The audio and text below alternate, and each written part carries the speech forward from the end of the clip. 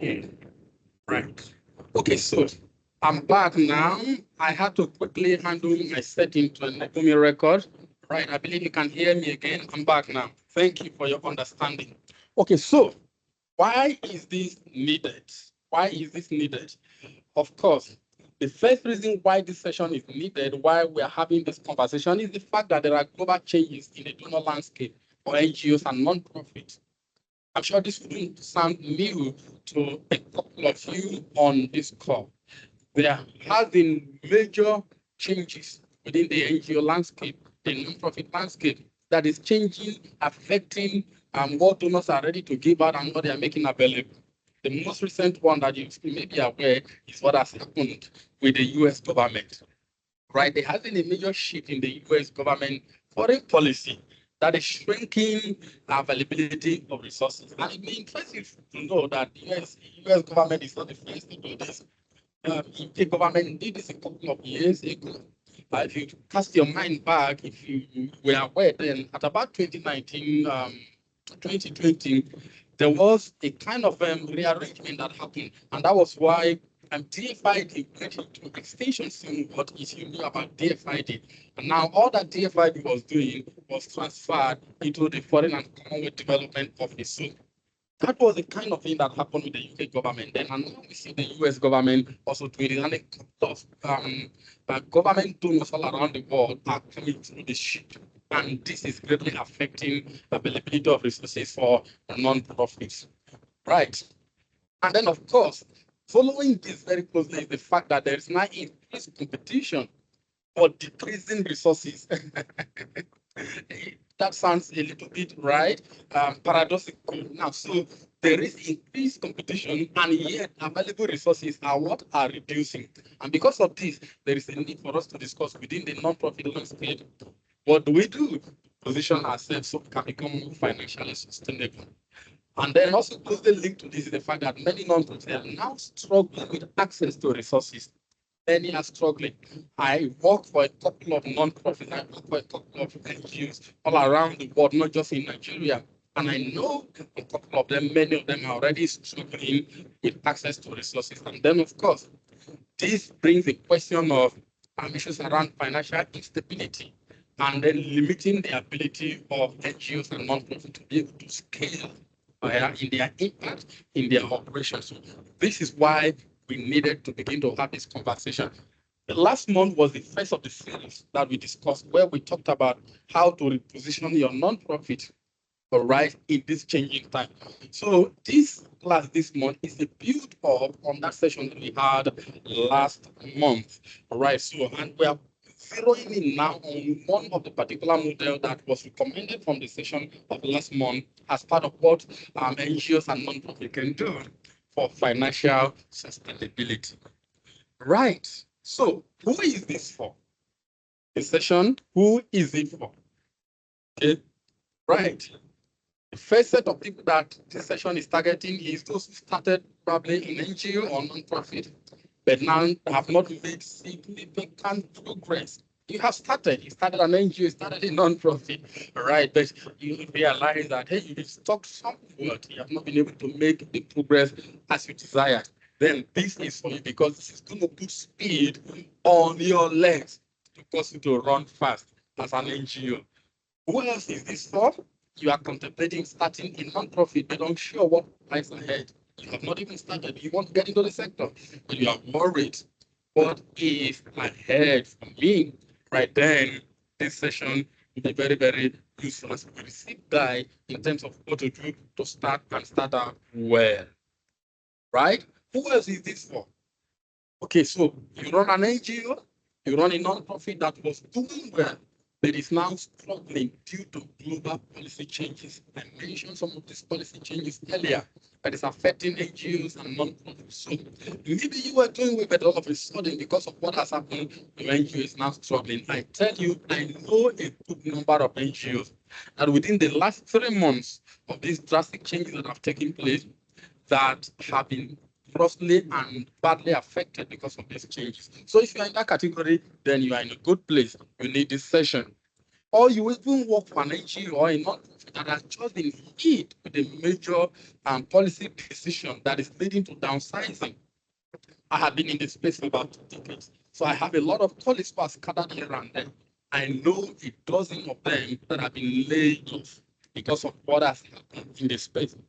The rest, suddenly, many of them became open to job, right? Looking for work that is not readily there. So, in case you are in that category, then you need the conversation this evening because you're going to be learning key things that will position you in the sector for the next big job that probably you might need all the repositioning that you need.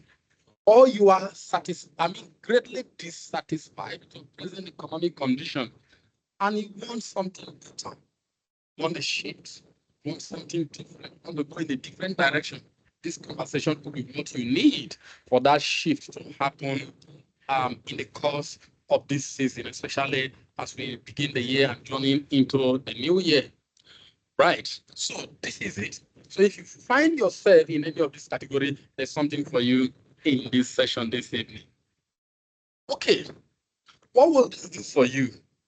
Having talked about those that this is for, what will it do for you? Right, so I'm going to talk briefly about what this will do for you, and then I'll take you through the main session. Right, so the first thing that this will do for you is that it will challenge your traditional thoughts, right? That limits access to resources in the NGO and non-profit space. I've been in this space for a while, and there are this thought pattern that seems to limit ability of NGOs and non-profit to have access to resources. And cardinal among this thought pattern is the fact that many NGO and non-profit leaders think that grants is the only available means for them to have resources to be able to work. Many of them think without grant, I'm not going to be able to have money. I'm not going to be able to have resources to work. So NGOs are so dependent on grants. So this session will challenge that traditional thought pattern that will get you thinking in another dimension. What else will it do for you? Right. Okay. Oh, I'm hearing that there's feedback that you can't hear me. Okay. Right. Are there people that can't hear me in the chat room? Okay. Okay. Right. Right. Okay. Yeah. Yeah. Yeah. Yeah. Okay. Okay. Eunice can hear me now. Okay. Right. Who else can hear me? Okay. Okay. Right. Okay. Right. Good. Good. Good. Good. Good. It's important you hear me. Right. It's important you hear me. Okay. Amazing. Amazing. So, right. You can hear me now. Good. Thank you. So if for any reason you can't hear me, please drop it in the chat room because somebody is also monitoring the chat room and giving me feedback. Because the moment I'm on the presentation mode, I see less of those things that are coming in there. Right. So, but if for any reason you are not able to hear, drop it in the chat room. Thank you. Right. So I was still going over what this will do for you. And I said the first major thing that this will do for you is that it will challenge your traditional thought pattern that limits access to resources, all right? Many NGO leaders seem to think that it is only through grant that they can have access to resources, right? And so we focus so much of our energy on grants, right? So this session will challenge that thought because we'll be opening up other possible channels that are available. Number two, you will develop what I call disruptive thinking that will reposition your NGO and your nonprofit. Listen to this. Now, disruptive thinking is what is needed for leaders that must navigate turbulent times. And the time we are is a turbulent time for the NGO space, for the non-profit space. All right, this is not a time to stay calm and calculated. All right, we need disruptors in the sector. Right. If you see people that are moving things in the spaces all around the world, they are disruptors. Look at what the US president is doing. Trump is a major disruptor. Unpredictable. He shows up and then you can't predict what happens next. All right. So We need disruptors, right, in the space at a time like that. And so this is the time for you to begin to think in a disruptive way. What is it that I'm going to do that can be a little bit crazy, but yet will be what will bring the change that is needed at a time like this? What else would this do for you? You will also understand how NGOs and nonprofit can adopt social enterprise strategies for long-term impact. And this is one of the key focus of this session this evening. Right, so as we go through the session, you will understand the social enterprise model, right, and how you can actually adopt it to be able to scale your impact.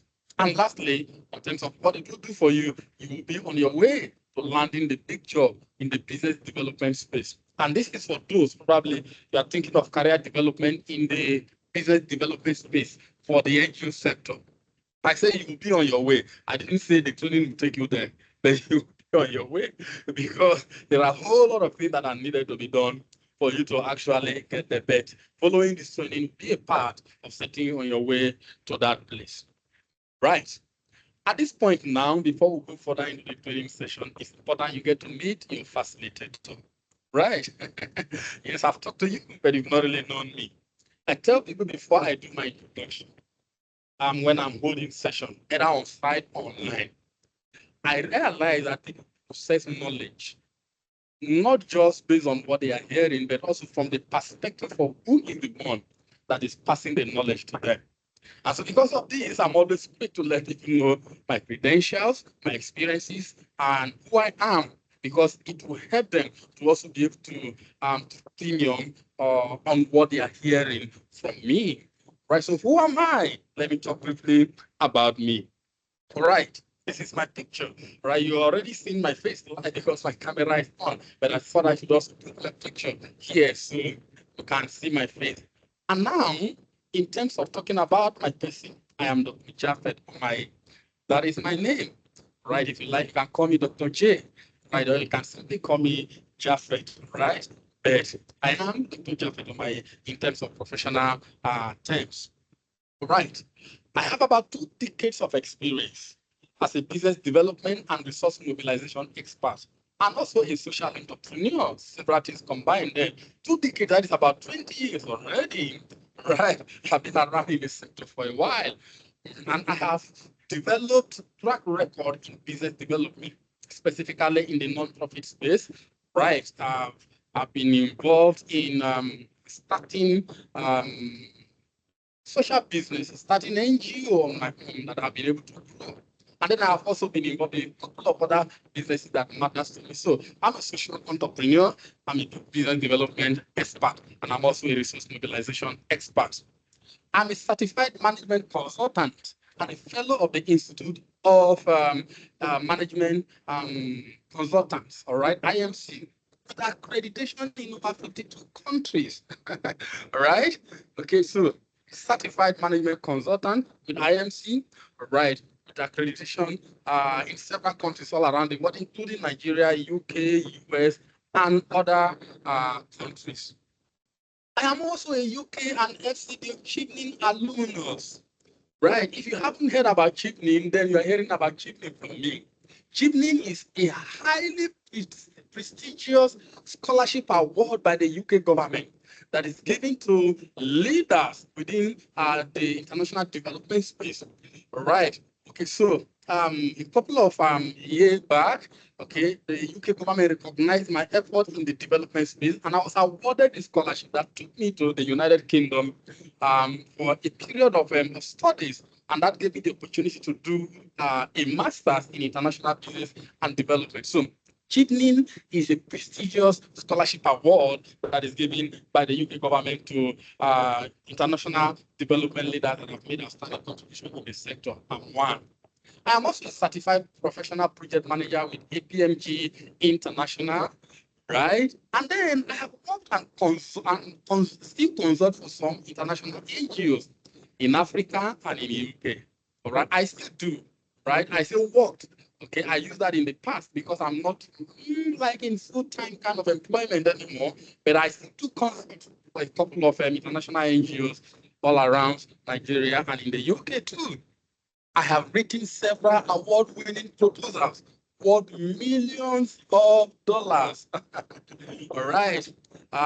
Both as capture lead and as contributive lead in several capacity.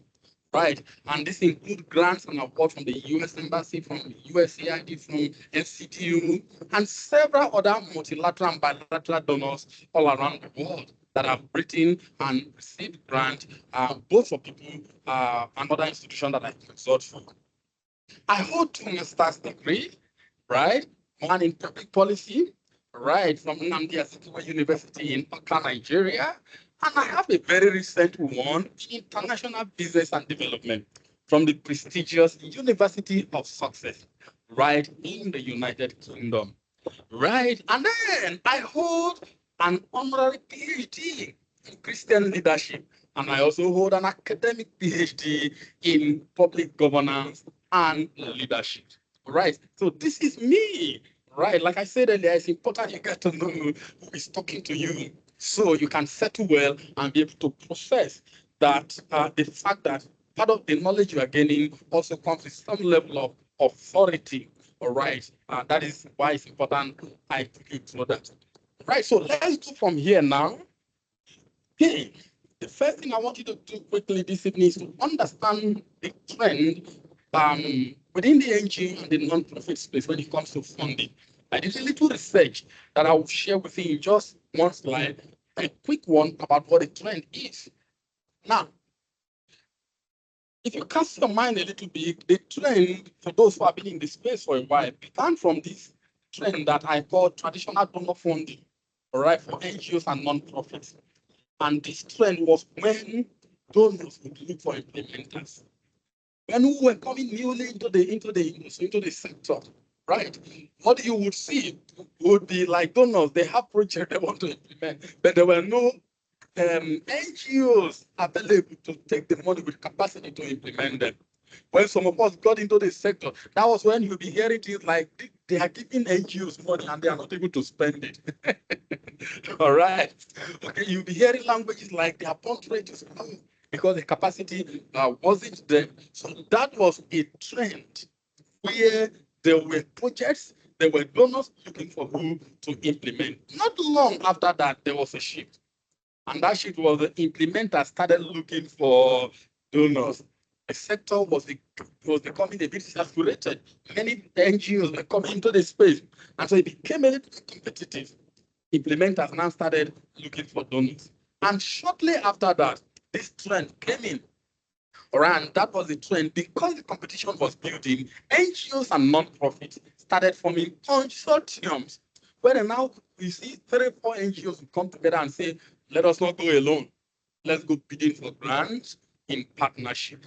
This trend is still running up until now, okay, and because a couple of NGOs are still running this trend within the space. But there is a moving forward already, which is gradually coming into Africa already. It's not new in some other part of the world, right? It's been piloted and it's working in some spaces in the UK, all right? So, and that is non-profit transiting to becoming social businesses. It's a new trend, right? I've been in the UK, I've worked in the UK, consulted in the UK, and I can tell you that the big non-profit that you hear about, a couple of them already shifted base to the social business model.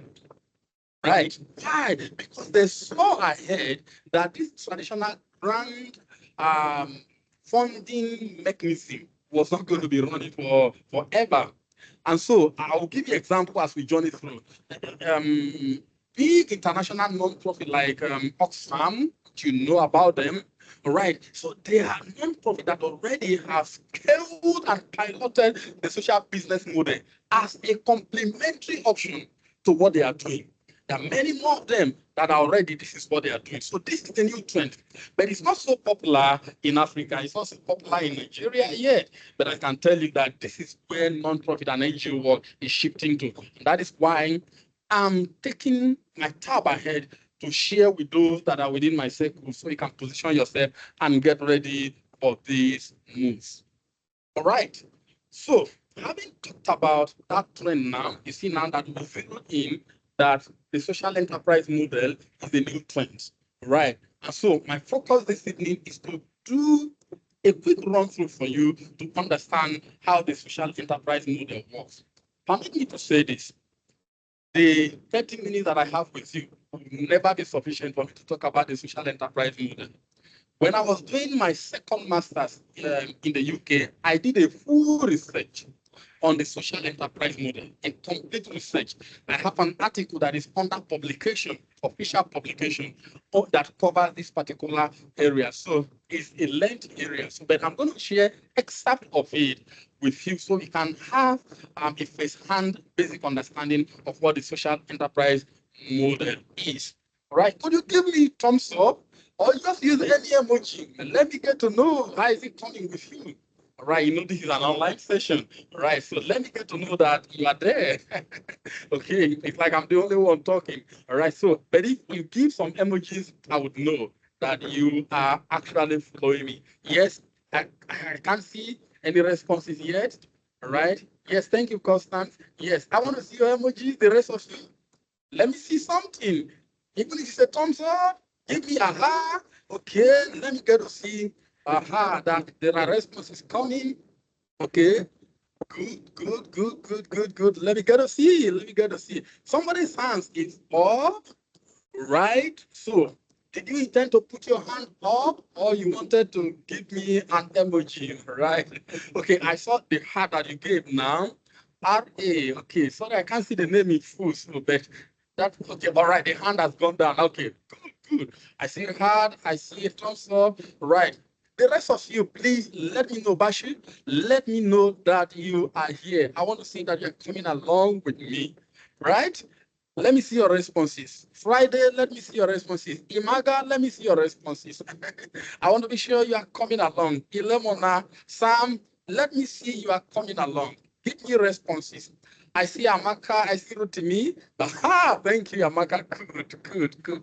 Okay, good. So it's important I get to know that you are coming along. Good, let's go from here. Right. By way of definition, let's talk about the social enterprise model. The first definition about the social enterprise is the fact that it is a non-profit that generates revenue through business activities while maintaining its social mission. Okay, all right. So that means when we say social businesses, social enterprises, they are doing business, but they remain not for profit. So when you see organizations like this, what you hear about them, some of them do not just say non-profit, they say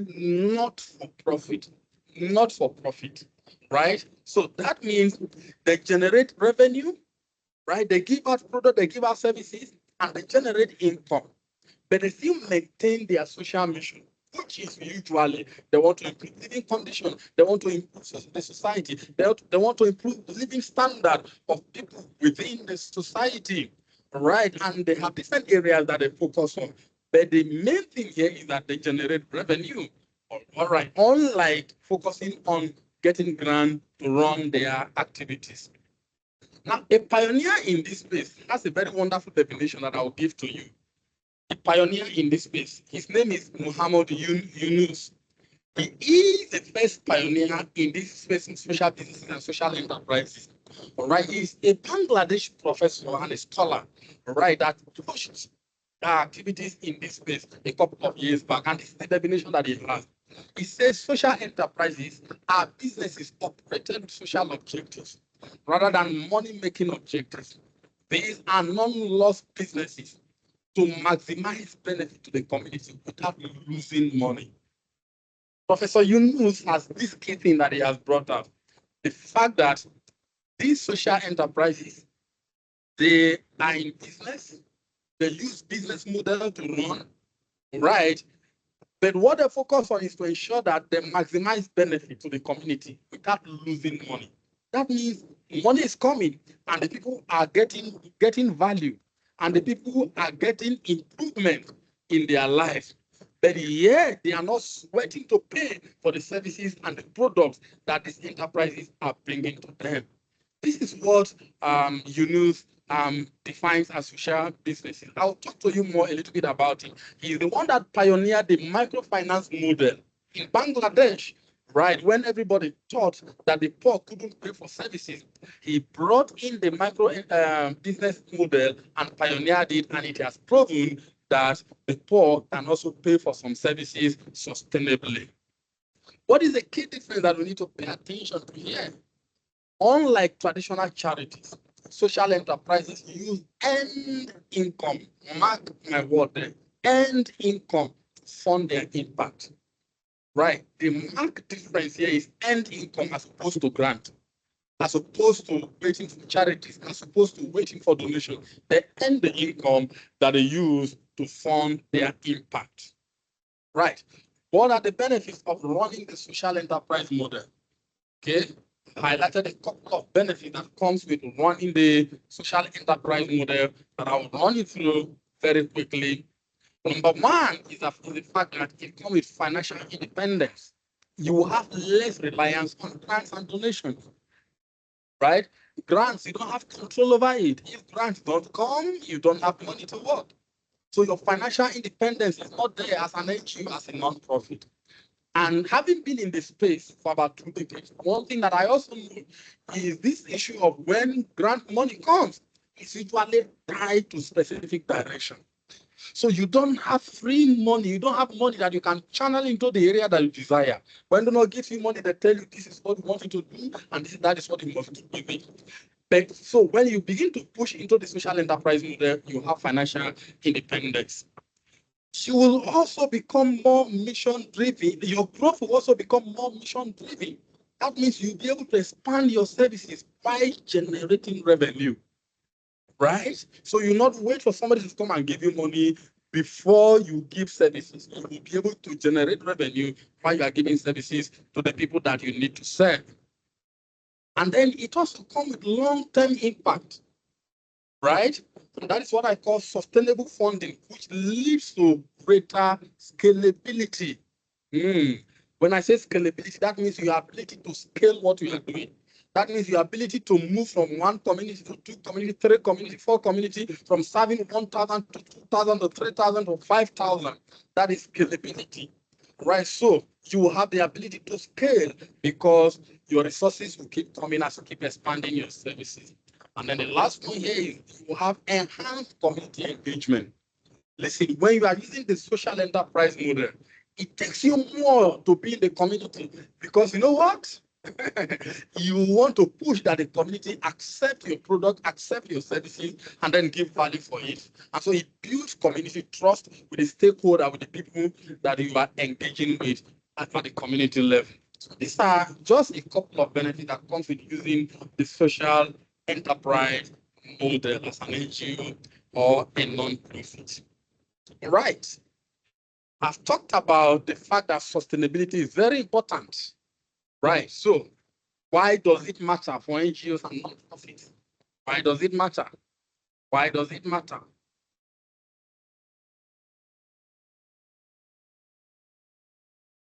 Right. So why does it matter? Why does sustainability matter? Right. Are you getting value? Please, I want to be sure that, hey, you are getting something. Are you finding something useful? Right. So keep responding. Give me some responses. I want to be sure you are coming along. I want to be sure you are coming along so that I'm not just talking to you.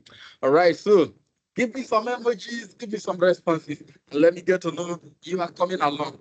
Why does sustainability matter for a non-profit? Right. Right. Number one, you will have come to the point where you will no longer be dependent on what? On donors. Because grant funding are what? Are limited. They are very limited. Sustainability matters because of what? Limited grant funding. And where you are depending on grants, then you will have over dependency on donors, and that is risky for you. Because if they pull out their money, you are in trouble. I don't need to talk too much. Just look at what happened with USAID. Right, 90 days freeze, and boom, 90% of workforce within the space had to go. That is the risk that comes with what? Over dependency on donor funding, right? So, and sustainability will take you out of that. So, sustainability matters also because of scalability challenges, right?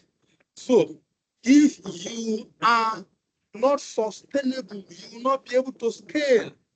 And growth requires what? Financial stability. That means you need to have money coming in to be sure that money is coming. And then when you are trying to scale, when you are trying to move to reach more beneficiaries, you will not be what? You will not be bothered. And then lastly, why does sustainability matter? The need for innovation. All right. When you are sustainable, when your income is sustainable, you know money is coming in. You know what? You can do what we call out of the box thinking. Out of the box thinking. And that is what got me to begin to push and do research in this area. I say, hey, how long are we going to keep depending on donors? It is time we move out of the box. In fact, I don't think out of the box. I think without the box. And that is one thing that will happen for you when you are becoming financially sustainable as an NGO. You can now think without the box. What are the new ideas? What are the new models that can work in the community without waiting for somebody to give you money and say, this is how you will have to do it. This is why sustainability matters. And that is part of what using the social enterprise model will help you to achieve. Some real world examples of social enterprises that are doing well. I already mentioned some of them. Number one is the Grameen Bank in Bangladesh. And this is a microfinance institution that is supporting economic development. This is the model that was pushed by Mohammed Yunus. All right, he's a Bangladesh scholar, a professor who pioneered this approach in social business. He came up with a theory that the poor can pay, and the poor can be given loan, and the poor are credit worthy. And he has proved it. It has worked in Bangladesh, and it has also worked in some clients all around the world, right? So it came from the fact that commercial banks thought that the poor were not credit worthy. And then he started it, and it has worked, all right? Then back here in Nigeria, I can give you a quick example of SFH Access. SFH means Society for Family Health. Society for Family Health is a non-profit organization that started about 40 years ago in Nigeria. And they have been able to build a sustainable model through the social enterprise model. What did they do? They created an independent social enterprise arm that deals with health, commodity supply, and logistics. And through this, they're able to generate sustainable income that powers their non-profit intervention. Right. So this is another example that lets you know that the social enterprise model can work. And then I mentioned earlier the Oxfam Advisory Service. Oxfam Advisory Service is a social enterprise arm of Oxfam UK that pushes for social services that they deliver but paid for, and it is helping them to be sustainable in the work that they do within the non-profit space. Right? These are a couple of just few examples. There are many more that are working within this space. All right, let's quickly talk about a few steps to help you transition into the social enterprise model. Quick few steps that will help you if you are ready to pioneer and push into that space. What is the first thing that you need to do? Identify marketable services or products. Marketable services or products. Right, right, right. Yes, are you here with me? Yeah, I see a number of you still quiet in the room. Use the chat room, drop responses for me, use emoji. I want to get responses in the chat room. Yes, I'm getting value. Type in for me. Type in for me. Yes, I'm getting value. Yes, I'm coming with you. I want to see your messages coming in. Use the chat room. Use the chat room. Right. Okay. Okay. I want to see that you are engaged with me. Yes. Right. Yes, yes, yes. Please use the chat room. Type in, yes, I'm with you. Yes, I'm coming with you. Right, right. Thank you, Lillian. Yes, thank you, thank you. The rest of you, use the chat room. Use the chat room. Let me see your responses. Yes, let me see your responses. Right. Yes, 11. Thank you. I'm getting value. Good, good. Thank you. Let your responses come. Okay? Let your responses come. All right. Rotimi, yes. We started recording. I think the session is recording. Right. Thanks for asking. Right. Okay, so let's continue. What are the steps that you take to transition into the social enterprise model for your nonprofit? Number one, I say identify marketable services or products. All right. And that question begins from what can your nonprofit monetize?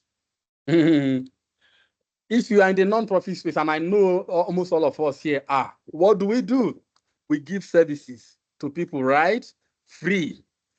That free is because a donor is giving us money to go and give to them. We advocate children to go to school. We advocate health services, right? All right. So what the social enterprise model does is that you monetize part of the services that you provide.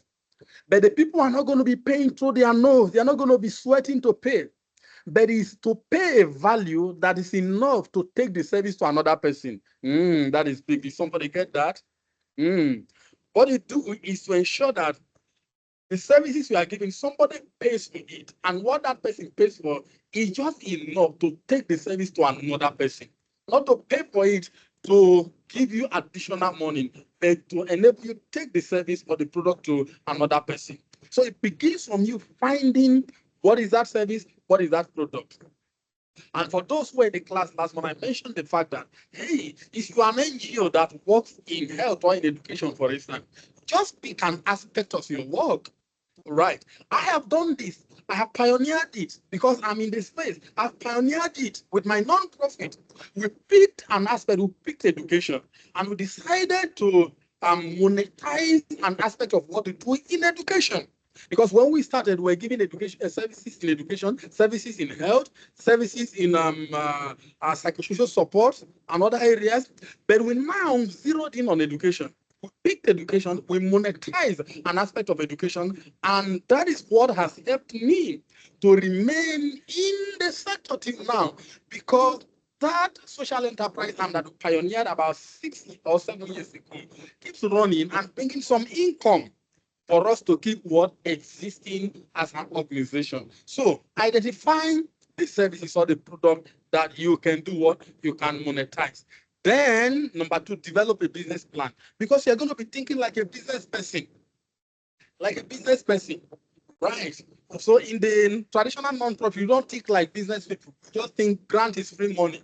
We can do whatever you want to do with it. No, but if you're going to get into this social enterprise model, develop a business plan, outline your revenue model, do your cost structures, and do your target audience identification, right? I'm already running out of time trying to see I can go over this quickly. Then number three, test and validate. Start with a pilot, right? Do a pilot program before you go into full-scale implementation. All right, when we're going to pilot the education, I tell you, we started with a very few number, but the arm is already growing steadily. And now we are at the point where we're going to blow it out into a full-scale social enterprise that will now be able to reach increased number. So test and validate and see that it can work in your community where you are, and then you can scale it from there. And then, of course, build capacity. I can't talk less about this one. Don't just think you can just jump into it and it can work. You must train your team on business operations and social impact tracking, right? So it begins with you as a leader to develop capacity in the particular area you want to focus on. In my case, we're doing education. I gave example of Society for Family Health to you. They are focusing on health, and they are developing health commodities, health supplies, and now they are pushing into other hands that they are pushing as a social enterprise and that is working for them. Then ensure you measure your successes as you go, right? Ensure you measure your successes. Use both financial and impact metrics. How much is the arm generating? How much is my social enterprise bringing in? And then what impact are we making? What life are we changing as we do this? And then this last one, I put it in red because it's very important. Target the bottom of the pyramid. The bottom of the pyramid is a business term that we use. And the diagram that you can see there is been there from the beginning. That diagram there is what we call the pyramid. Now, if you can see, it's in 3 layers, right? The peak of it is what we call the mature marketing business. So where I'm using a demographic number population of the world to be around 6 billion. And so the target up there, you can see the number that is up there is just about what 0.5 billion up there. Then we have a center, that is where we call the emerging market, and there is about 2 billion in that space there. Then come to the bottom of the pyramid. That is the base down there. You can see what is the number there? 4 billion. What does that tell you? The number is at the bottom of the pyramid. And so if you target the bottom of the pyramid, you will be able to, develop services and products that will be able to generate money. And this is a whole class that I should have for you to understand bottom of the pyramid. If you are developing products and services on the bottom of the pyramid, you need to know the characteristics of the people that are there. How do they just earn their money? They don't earn big money. They don't earn money in lumps. They earn money periodically. They don't have steady cash flow. So if you are developing products for them, you must develop products that meet their characteristics. I can give you a quick example. In one of the communities where we're pushing one of our models, we realized that the people in the community, they have a particular season of the year that they make money. Outside of that season, money doesn't come to them. And so we are building a model that will help them within that period when money comes to them. They have children who are schooling with us. They will pay the fee for their children for the entire session. That way, the time that they do not have money, we will not go to them to ask for money.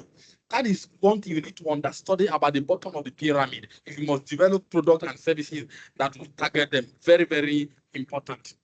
Right. What are the common challenges and how you can overcome them as you try to think in this area? Okay. Okay. Right. Come to this. Right. So, common challenges and how to overcome them. Number one, resistance to change. I tell you that it is new in Nigeria, not just in Nigeria, in Africa. So, oh, all right. So when you're going to be pushing into this space, there's going to be a lot of resistance. From some of you who are listening to me right now, you could have some resistance on your mind. Is it going to work? Is it likely to work? But I can tell you that it can work. I've been in the UK, it's working. I've been in Nigeria here, I'm pioneering, it is working. I told you I started a model, right? I started a model as far back as 7 years, pushing this, and it is working. So there's going to be resistance. And what do? Engage stakeholders early so they can understand what you're trying to do, and that will help you to navigate through the challenges. Number two, balancing mission and revenue. A couple of non-profit, when they begin to go, they miss it out, right? So you must keep your eye on impact and ensure that, hey, you are not just focusing on revenue, you are ensuring that you are making what impact. You must balance your impact with your what business decisions as you go. Then you must take into cognizance legal and tax implications. And at this point, you need to have expert advice on how the hybrid structure works. Because you'll be giving products, you'll be giving services, people will be paying for them. All right, there's likely the tax authority might come after you to come and say, come and pay tax. All right. Meanwhile, you are still a non-profit. So you now need to clarify, and this is where I give advice to people who are getting into this space. How you draw your structure becomes very, very important. In fact, the kind of registration that you have with the regulatory authority becomes very, very important. Right, there is the right kind of structure that you must use that will avoid conflict of interest and issues with legal and tax implication and be able to manage that properly. And then lastly here, you must handle issues around initial funding for transition. And at this point, you will also have to explore grants, right? When grants come in, it can give you opportunity to be able to pioneer and scale, and then you can build a model to be able to generate revenue as you go. Right. Now, and this connects me to this last part now as I begin to wrap up from here to say that even though we are talking about pioneering the social enterprise model, bear in mind that grants are not yet gone. Grants are not yet gone. Grants are still available, and within the NGO and the non-profit space, you must properly position yourself to still go after grants while you will be pushing to pioneer the social enterprise model. And quickly, what do you need to do when it comes to grants? You must keep positioning your NGO for grants. Positioning matters when it comes to getting grants. And what are some of those key things? Take an aspect of your intervention and become so successful with it. Now, this is not the time to be jack of all trades when it comes to NGO work. You now need to begin to focus on developing what we call competitive advantage for yourself. All right. For instance, if you know your strength is in education, pick it. I saw somebody commenting about picking education. If you know you have strength in education, pick it. And then pioneer what you are doing in education. So you become so successful with it to the point that when donors are looking for who to give money to, it is you that will come to you, not be the one to look for them. They will recommend you and they will come to you. That is one of the key things that you must do now to stand strong for grant at a time like this. Then document and share your successes. At this point right now, success stories have become major tools for you to cultivate donors within the nonprofit space. I'm an expert in this. I train people on how to document and cultivate donors through success stories and writing. I train on how to write success stories in such a way that you can use them to grab the attention of those who have resources to give to you. So this is one area that you must focus on if you're going to keep positioning for grants. And then grant positioning is key. I mentioned that earlier. What are the other things that you must do to ensure that you are having the footing that is required to keep getting grants as an NGO and as a nonprofit? Build systems and structures. I consult in this space. I worked in this space. I realized that many NGOs do not have systems, they do not have structures. People just start with passion. I'm just there because I have the passion to run NGO, and they are not building systems. You can't be there like that and be able to do what to have grants. Nobody will give you grants. Governance and accountability system, finance and administrative system, project management systems and structures, and then of course monitoring and evaluation system. You must build them. These are a whole lot of things that needs to be talked about. I'm just running through them as a highlight. Ensure you have these systems, you have these structures, and then you can get grants. Then invest into technology. You need to invest into technology. Now, where we are right now, if you keep remaining traditional, grants won't come to you. Things as simple as taking advantage of where we are right now. I'm aware that organizations like Microsoft, they offer what they call their platform to non-profits. They have free spaces that they give to non-profit to enable you, number one, develop customized email for your organization, to enable you have space within the internet for backup, for communication, for training, and other things that you can do for your NGO. As an NGO, as a non-profit, have you taken advantage of that? Right. For those of you who want to take advantage of the Microsoft non-profit opportunity as your NGO, you can chat me up after this training. I can link you up. I can guide you. You don't need to pay anything. Microsoft has that package that you can take advantage of it as a non-profit and position yourself for the use of technology on your journey into innovating and positioning for grants. And then, of course, invest in knowledge and skills development. This is where I'll put a lash on many of us in the non-profit space. We do not want to use our money and our resources to pay for knowledge, to pay for skills. You can't grow beyond the level of knowledge and skills that you have. Right. Many of us are used to give it to me free, give it to me free. No, the space now has become very competitive. Donors are not even ready to train you.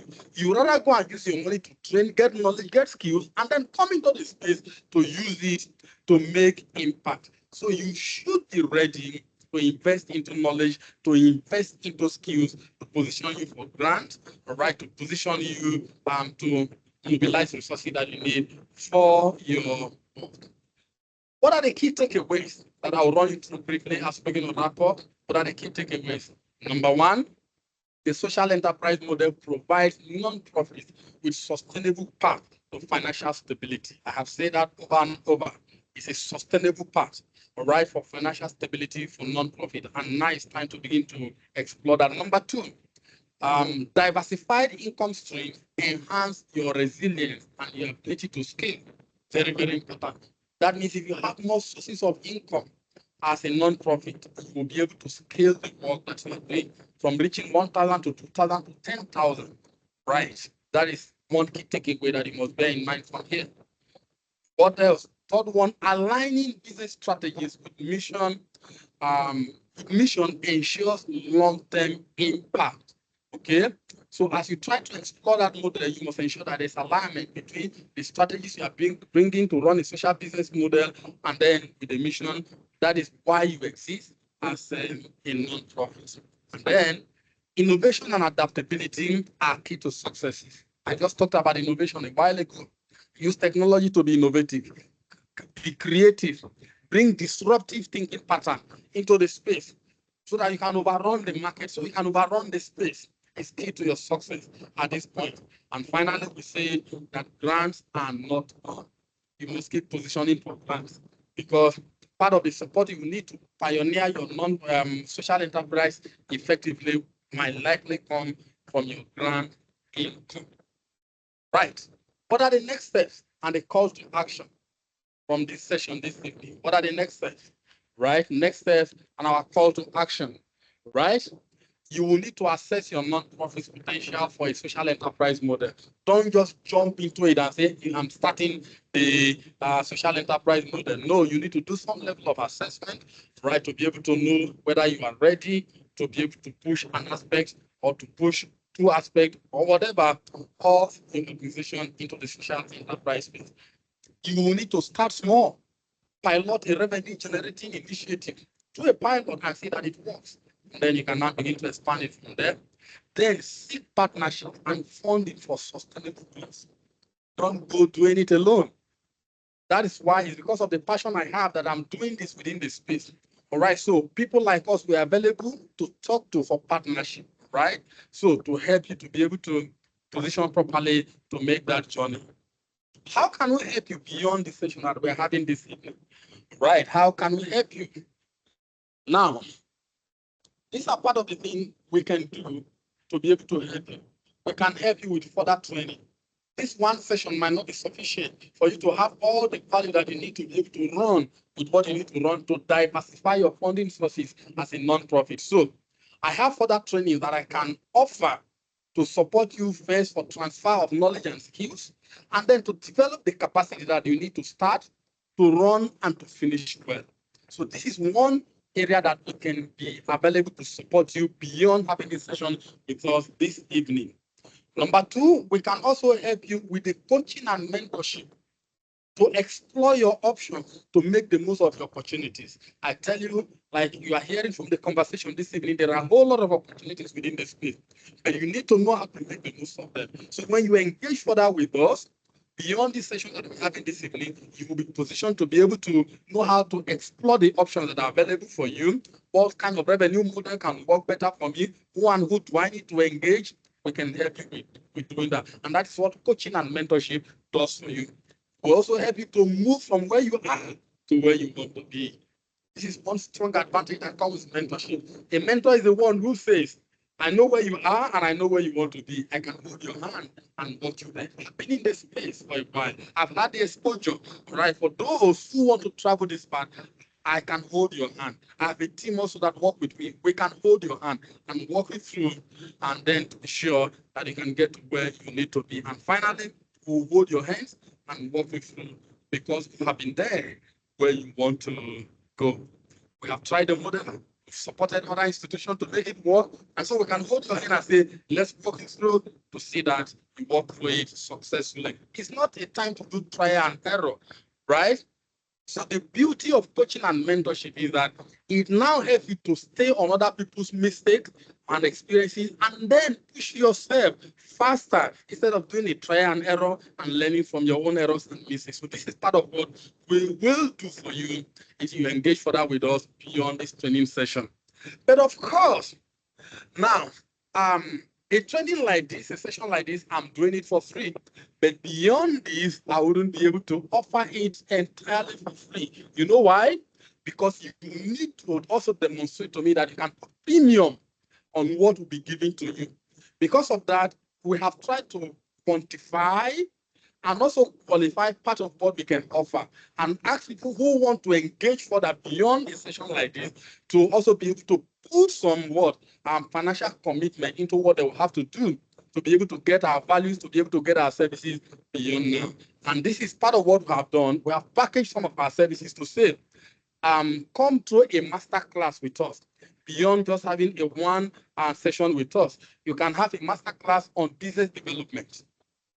A masterclass on NGO business development with us. And what will this do for you? Here you will master the keys to sustainably run and scale your NGO without funding interruption.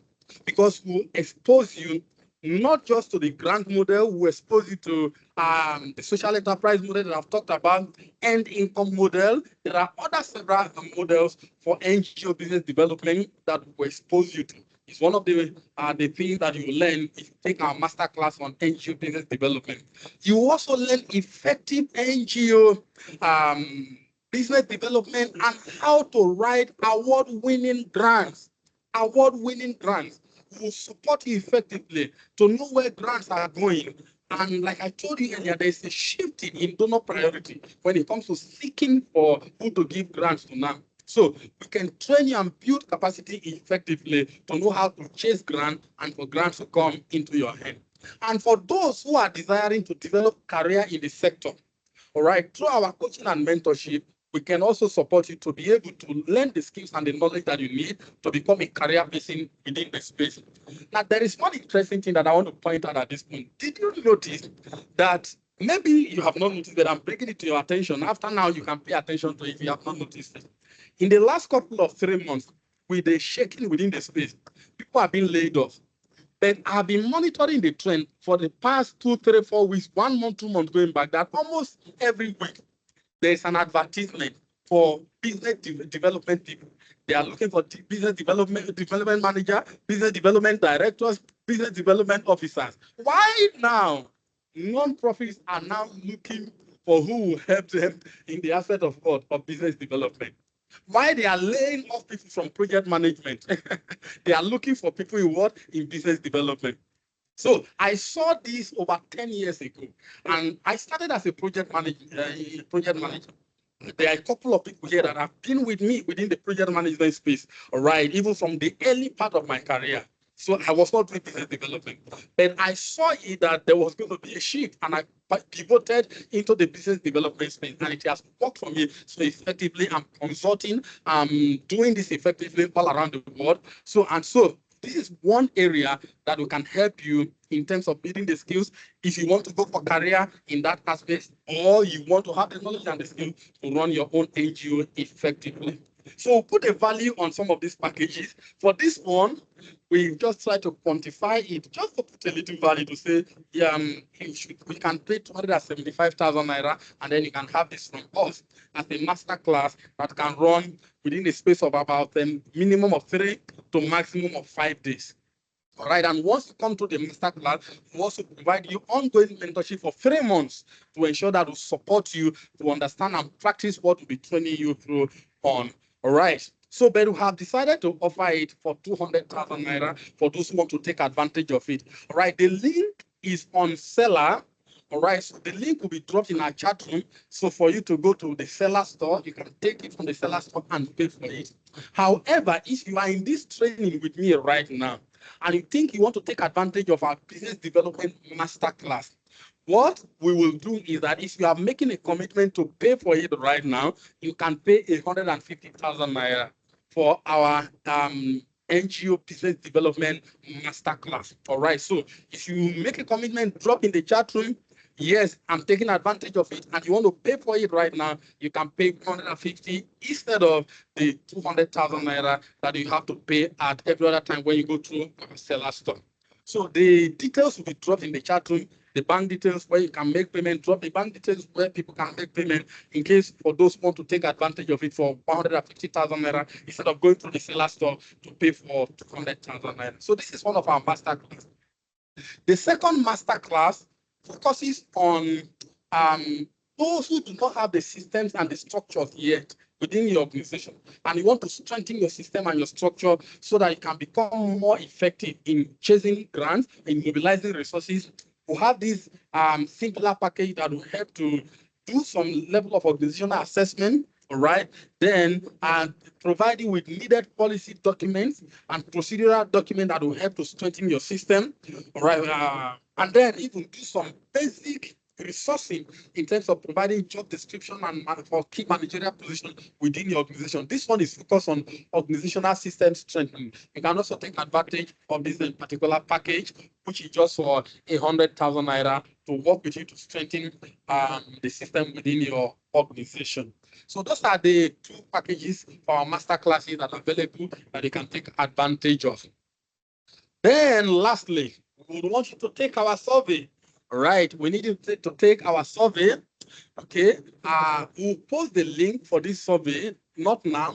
I will take your questions and your answers first. Then the link to the survey we posted, it's just 1 to 2 minute survey to help us improve how we will serve you. So the link will be dropped. You just click on it, just right there, and then you answer just yes or no to some questions, and then you will be done with that survey. And we also want to hear from you. All right, beyond now, you can reach us through our email. We have sent all of you email through this email before now. So you can send us email if there are things you want to share with us. You can also visit our website, www.japhetomaye.net or joglobalconsult.com. And then you can also reach us on our WhatsApp number. If you're in our WhatsApp group, this number is there, right? You can pick it and reach us either on call or through your messages, or you follow me on our social media handles at Japhet Omaye across all the social medias. Right. That is it. Thank you for being available this evening. Any question? All right, if you have a question, we have overshot our time already, but let's see how we can wrap up from here. My apologies. We had some delay in taking up. That is probably part of why we had overshot our time already. So, but now I can take your questions. If you have a question, drop your question in the chat room, or you can raise your hand and then I can allow you to unmute and then you can ask your question, or you type your question in the chat room. I'm going to stop sharing my screen now so I can see you effectively and then we can engage more. Good. Right. Yes, I see Rotimi, your hand is up. Okay, please unmute your mic and ask your question. Unmute your mic and ask your question.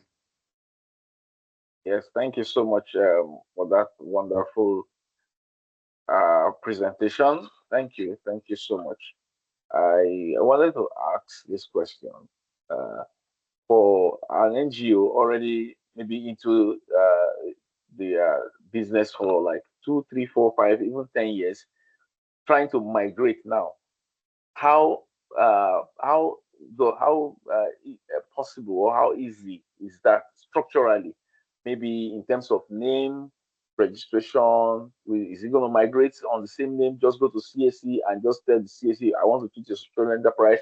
Please change my article or change my CSC document, blah blah blah, or whatever. Or it's going to just knock that one down and bring a new one up. So that is what I wanted to find out because of the current trend. Okay. And by the way, I see that trend on people on the NGOs asking to have a new CEO, new CFO, and blah blah blah, and all that, and even business development. I think I have been seeing that trend too. Okay. All right. Thank you for confirming that. So I'm definitely not the only one seeing that. That shows you how the trend is moving. Thank you for that, Rotimi. Now, to answer your first question, there are two approaches to this. If you are already a non-profit that has stayed long, like you are already more than 2 years, right? Above 2 years within the sector, or even more than a year within the sector, you've been there for 5 years, you've been there for 10 years, you've been a registered non-profit, all right, for this space of time, 3, 4, 5 years ago. Now, your first option wouldn't be to go to CAC to ask to change your registration.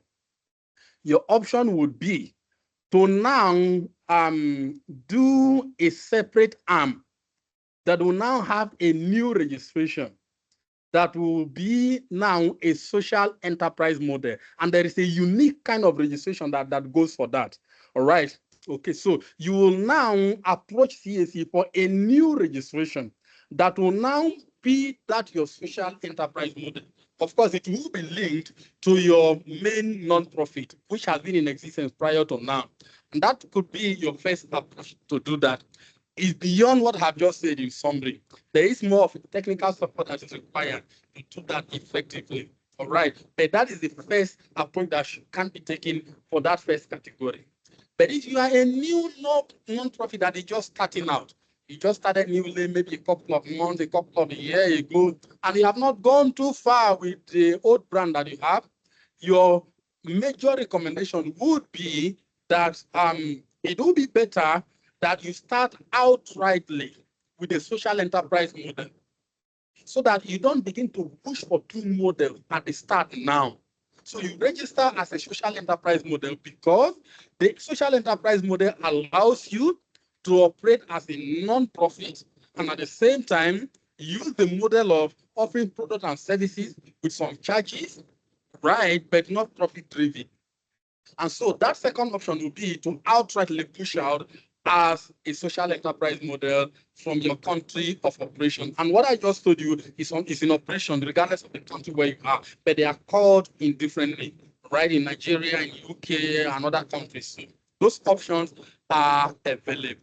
So those are the two approaches that can be taken to handle that. I hope that answers your questions very clearly. But like I said, the technicalities are beyond just this simple response. You will need to engage an expert to guide you properly in terms of moving forward with that. Right. Did that do some justice to your question, Rotimi? Yes, yes, yes. Thank you. Okay, all right. Thank you. Right. Any other question? I see some persons are typing. Okay, so if you want to type in, or if you want to unmute, you can unmute and ask your question quickly. Right, and they can respond, and then we'll wrap up from here. Okay, kindly share recordings from today's training. Okay, yes, the recording will be made available, right? The recording will be made available. Okay, yeah, we're even recording this meeting. I started, right? Okay, so we're recording it, so the recording will be made available. Yes. I can't see another hand up. Okay. Right. Yeah, thank you, sister. Well done. Good presentation. I'm proud of you. Keep the good work line. Thank you, sister. I can't just take it for granted. I'm not doing introduction, no, but sister, I should mention you. Now, my foremost boss in the sector is in this room this evening. Right? I mentioned earlier that people who knew me from the starting point, some of them are in the room. All right, so one of them is the person that just dropped that comment there, Sister Bibiana. She was my foremost boss when I was starting out. This was in 2010, 2009 into 2010, all the way to 2011. Thank you, sister, all right, for that remark. And thank you for joining in the room. I don't take it for granted, man. And thank you for all that you have been all the year coming. All right. Thank you for that remark. Okay. Right. I'm not seeing any other question. And I'm not seeing any other hand up. Okay, so we will post the link for the survey now. Okay, please, the link will be dropped in the chat room now. Just click on that survey. It will not take you more than at most 3 minutes, so that you can just do a quick evaluation for us of your opinion on this session. So, all right, the link is in the chat room right now. Please just click on it. Just click on it.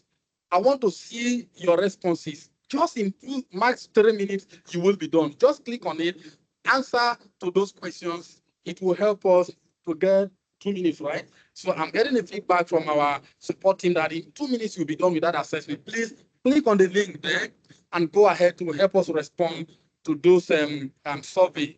Right. If we have given you some value, all right, it's just also fair that you just give us your opinion to help us improve on what we are doing. So click on the link and let me see your responses coming. As the responses come, I get to see them quickly. So let's use the next 3 minutes to see your responses, and then we will be done. Okay. Thank you. I'm waiting for your responses. Right. Click on the link. It's in the chat room. Just follow through, do that survey, and then we'll close formally from here. Yeah. I'm waiting. Right.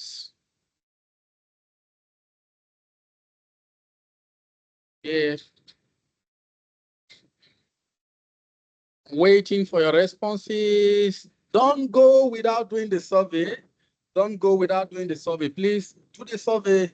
Just click on it, do the survey, and then we'll be done. The link is there. Just click on it, quickly do the survey and we'll be done.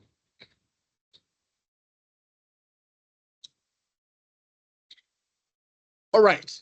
Thank you so much for joining in the session this evening. I appreciate your presence and appreciate your time. Right, this is where we will wrap it up. So conclude with the survey, and then we will take your feedback to filter into what we'll be doing subsequently to improve our session, to improve our training. Thank you so much, everyone. You can engage with us beyond this space, like I had mentioned earlier from the last slide there. Thank you, everyone, for being here. Enjoy your evening and see you next month. We're going to come up with another session, another interesting session that will push you forward as you try to pioneer your work or establish your work within the space. Thank you, everyone. I appreciate you.